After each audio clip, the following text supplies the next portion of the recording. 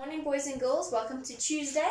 You can write today's date, the 21st of the 4th, 2020 in your box, and the heading is parallel lines.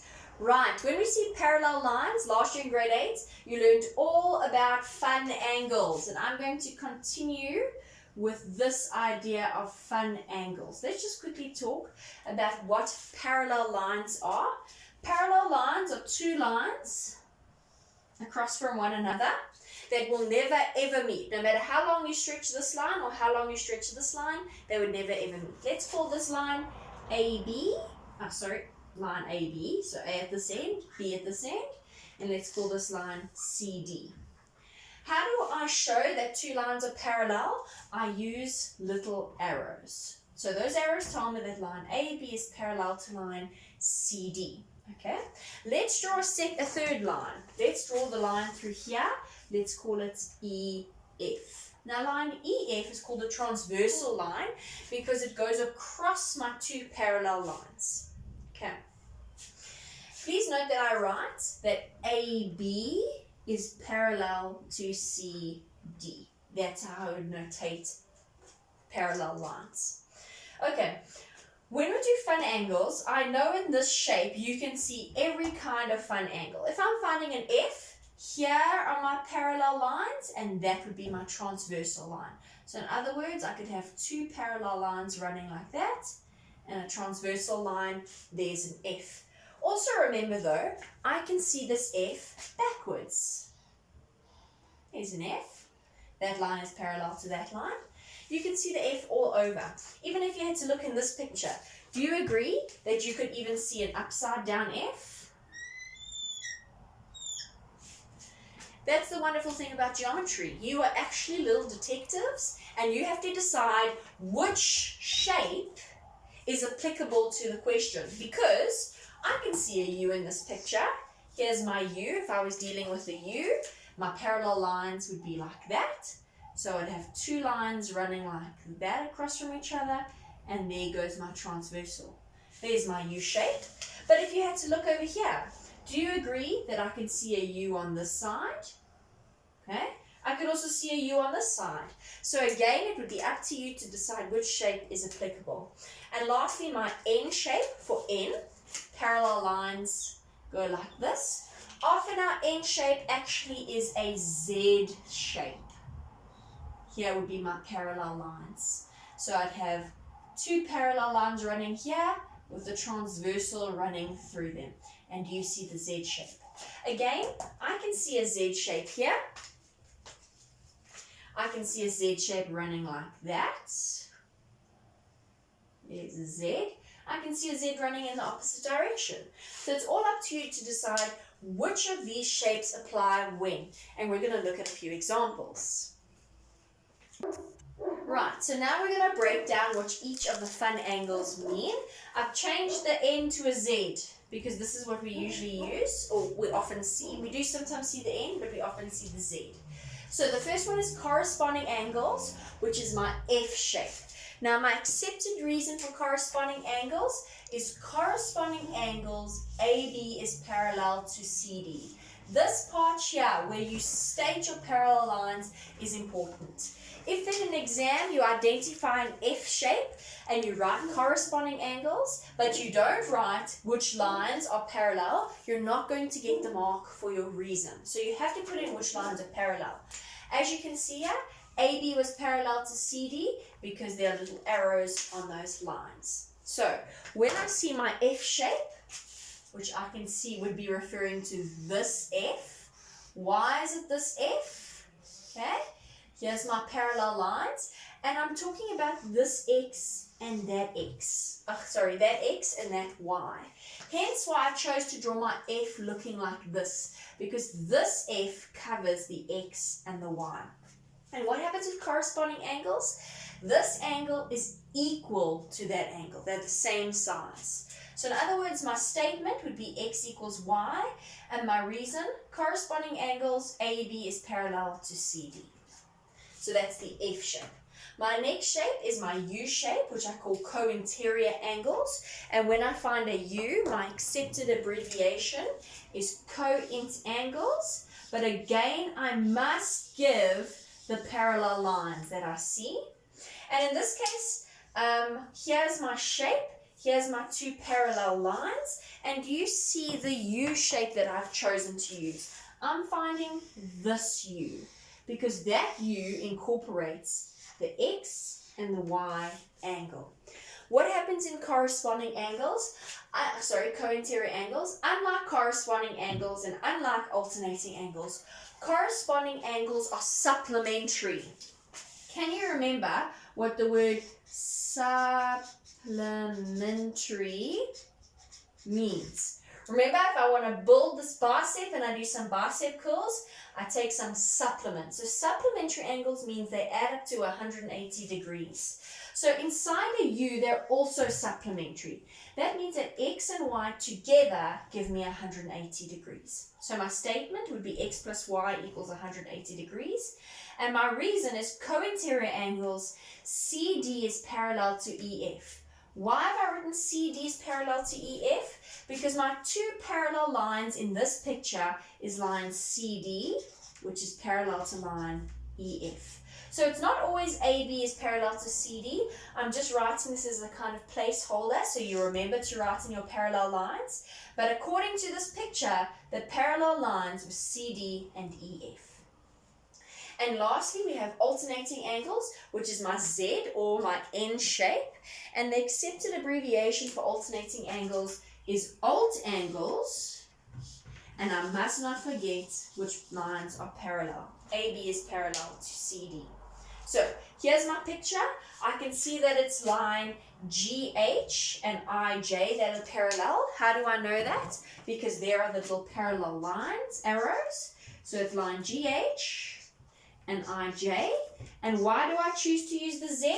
Because over there, a Z forms. And I see X and Y is incorporated in that Z.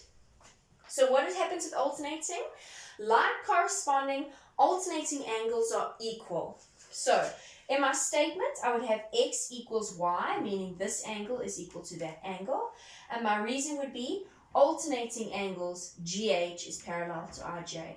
Again, it's not AB is parallel to CD because in this picture, I've got GH and IJ that are parallel to one another. So those are my fun angles. Corresponding angles, co-interior angles, and alternating angles. You have seen this last year, so we're just expanding on this idea this year. Okay, so our next little subheading is alternate angles. And please remember your accepted abbreviation is alt angles with your set of parallel lines. Here's example 1. Please copy it down with a statement and reason table underneath. Okay, example 1, I see two parallel lines. As soon as you see parallel lines, you must be thinking of fun angles. So I've got line AB, which is parallel to line CD. So I know I'm working with AB, CD, because there are the little arrows over there. So my parallel lines would be AB is parallel to CD. Cool. My question is, determine the size of X. I bet you can tell me how big X is. X is equal to 40 degrees. Why am I allowed to say that? Well, because I see a Z. So because I see a Z, I can say that these two angles are equal to one another. What is my accepted reason? I can't write Z. I have to write alternating angles. AB is parallel to CD. Alright, example number 2, copy it with your statement and reason timetable. For all of the questions today, I am going to follow in alphabetical order just so that we have the same statement and reason. Okay, I'm also drawing on yesterday's knowledge of geometry of straight lines. So let's get right into this question. My two lines that are parallel, according to this arrow and that arrow there, it's telling me that line AB and line CD are parallel to one another. So those are my parallel lines. Here's my transversal line, and I've asked you to determine the size of X and Y. So, can you figure out how big X is? Alright, so I'm going to work in alphabetical order. So let's do X first. X I see is directly opposite 40. So, from yesterday's work, we learned that X must equal to 40. Why? What is my reason? Because of vertically opposite angles. So x is 40. Right. I want to find my y. How do I find my y?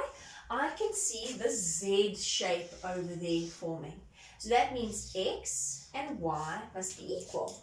So y equals 40 degrees. How come?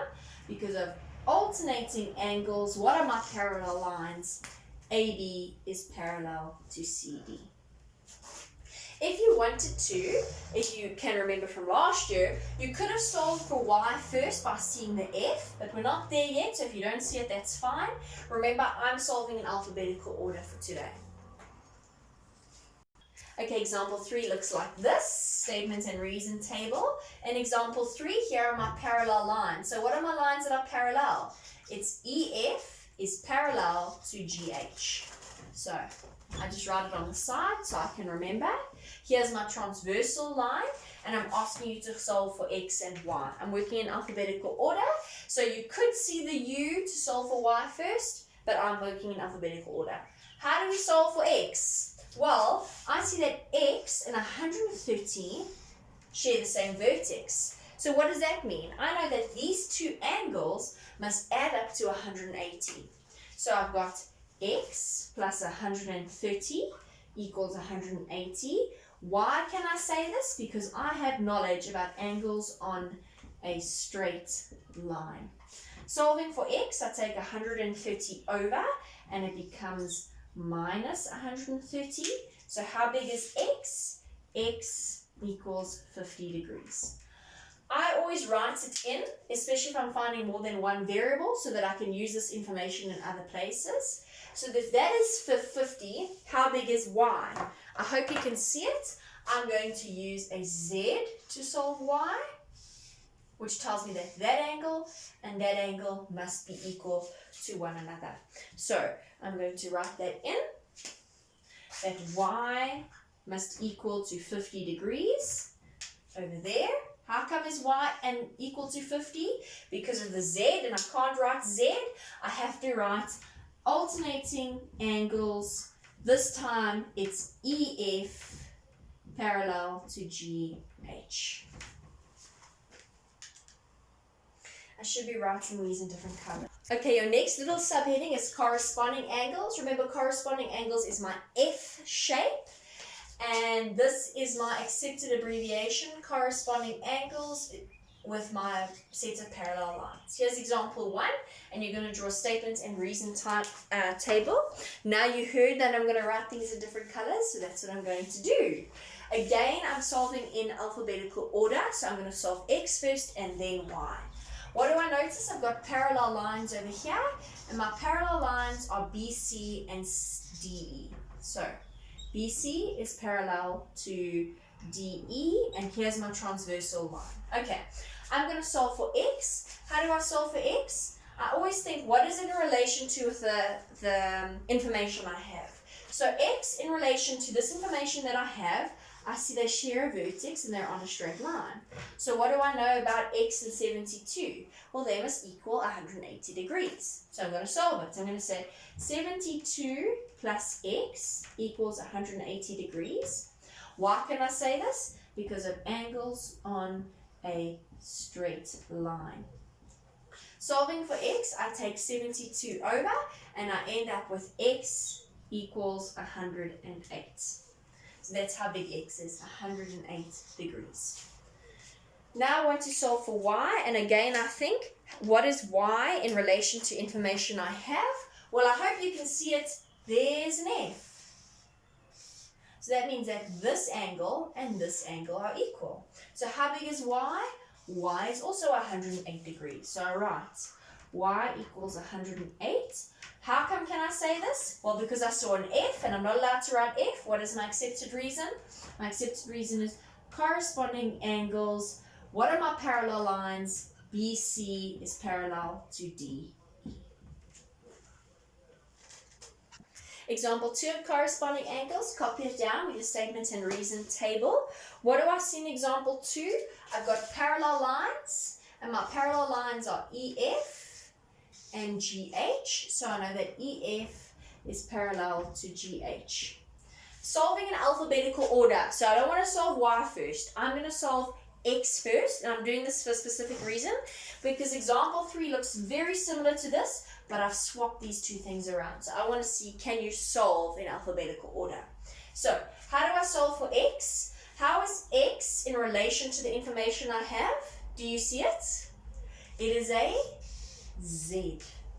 So that means that that angle and that angle must be equal. So I write x equals 54 degrees. Why? Because alternating angles, my parallel lines are EF is parallel to GH.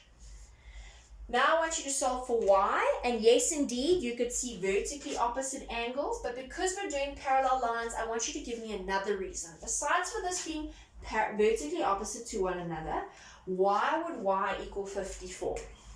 Well, if x is 54, and I've got these parallel lines, can you see that upside down F? So that upside down F tells me that x and y are equal to each other. So 54. So y equals 54 because I see an F. What is my reason for F? Corresponding angles EF is parallel to GH. If you had said y equals 54 because of vertically opposite angles, you would still get it right. It's completely mathematically correct. I just specifically wanted to show you the upside down F. So example 3 looks very similar to example 2, but I've swapped the two variables around. Again, I want to solve in alphabetical order, so I'm going to solve x first. So I see my parallel lines, there's an arrow, and I see this line is parallel to it. So again, I'm going to use EF is parallel to GH. How do I solve for x? Using the information I have, I see that x relationship to the information I have is vertically opposite angles. So that means this angle and this angle must be equal. So x equals 54 degrees. Why? Because of vertically opposite angles. I'm filling that information in to make my life easier for solving for y. You could indeed see two shapes here to get y. You can see the z, like we did last time, or we can see the f, like we also did last time. Because we're doing corresponding angles, I'm going to use corresponding angles. There's my upside down f, so y also equals 54, because those two angles are equal. So y equals 54 degrees because of corresponding angles. EF is parallel to GH. Again, if you said y equals 54 because of alternating angles, it's 100% correct. You'd still get all your marks. I just wanted to use the corresponding angle shape. And then your last little subheading for today, boys and girls, is going to be co-interior angles. This is my U shape. And please remember your accepted reason is co-int angles with your parallel lines. Don't forget your parallel lines. Here's example 1. Please draw it with your statements and reason table. We're going to start. What do I see here? I see I've got two parallel lines. The names of my parallel lines are CD, and I see CD is parallel to EF. Do you see them? That line and that line. Here's my transversal crossing through. So I'm solving for x. What is x in relationship to the information I have? Well, this in relationship to this, I hope you can see it, there's an upside down U. What is co-interior angles? Unlike corresponding and alternating angles, they're not equal to one another. But what are they? They're supplementary, which means they add up to 180 degrees. So solving for x, I know that x plus 74 equals 180 degrees. Why am I allowed to say this? Because I see a U. I can't write U, I must write co-interior angles with the parallel line. CD is parallel to EF. Solving for x, I take the 74 over and I say 180 minus 74, and I find that x equals 106 degrees.